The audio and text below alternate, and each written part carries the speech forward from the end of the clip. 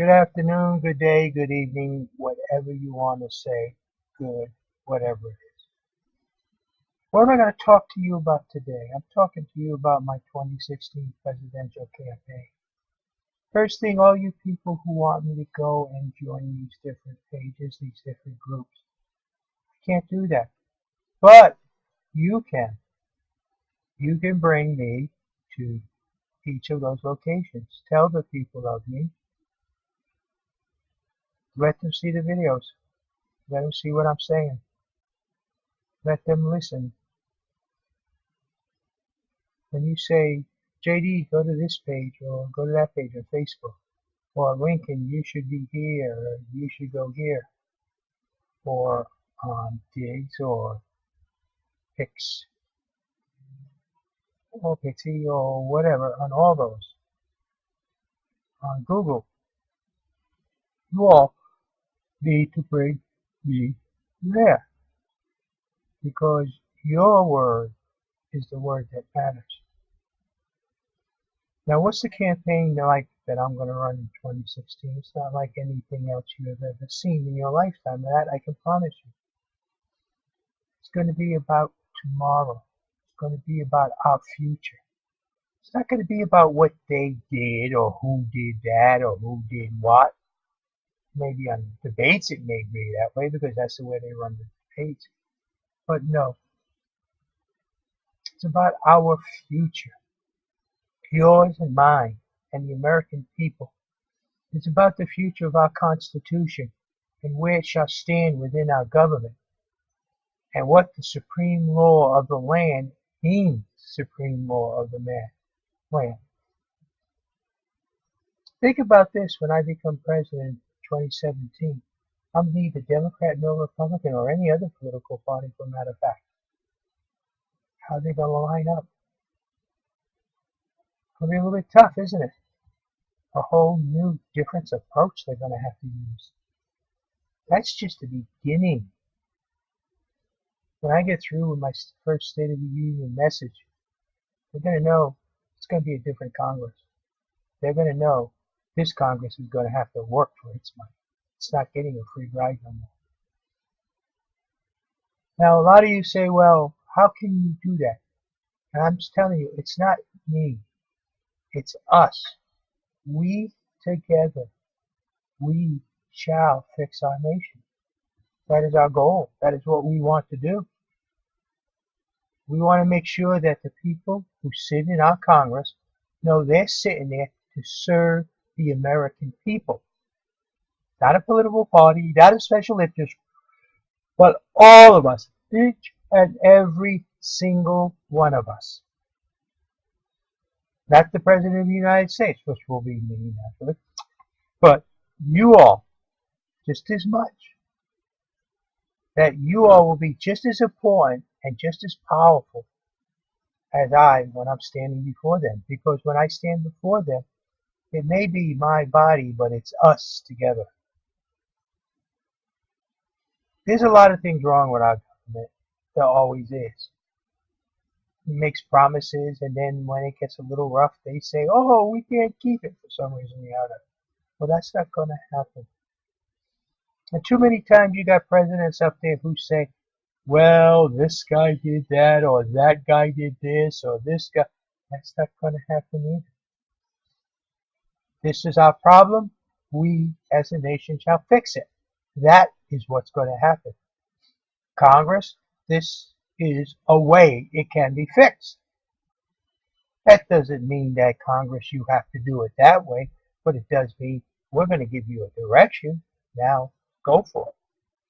See, I always believe that a person who points out a problem and constantly points out problems is part of the problem. Whereas a person who points out the problem and suggests a solution is part of the solution. Even if we don't follow his suggestion or his solution, he is still part of the solution, or she, or they. So people, we have to fix our nation. We have to work together. Not this one group or that group, this organization or that organization or these. No, every single one of you. And again, I yawn at every single one. I don't know, maybe it's a tiring phrase. There's so many of you, I get so tired. But the bottom line is, people, we together have to fix this nation. And that's the only way it's going to get done. Don't expect it to get done Democratic or Republican or Libertarian or any other party. Don't. Because it hasn't. It hasn't in over 100 years. What makes you think that this election is going to be any different than last election, the election before the last, the one before that, the one before that?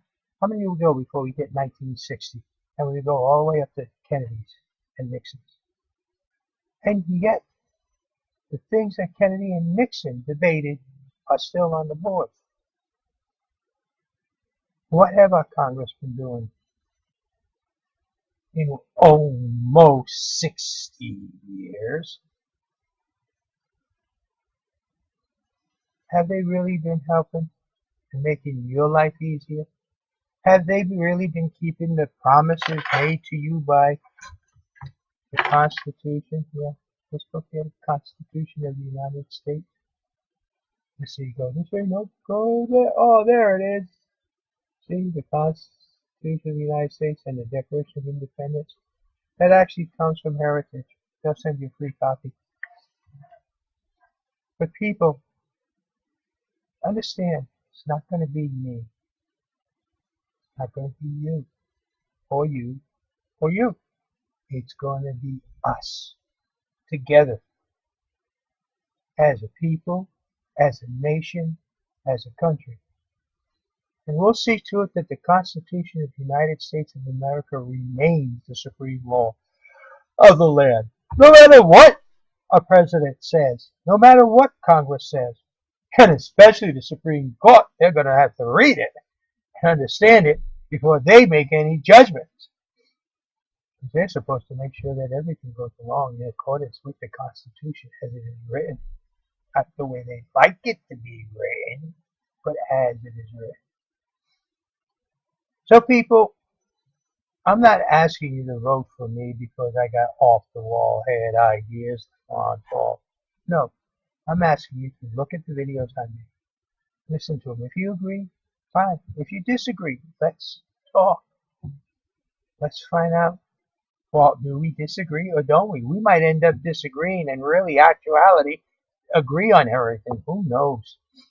But the thing is, open up the communications and realize our future is making this video.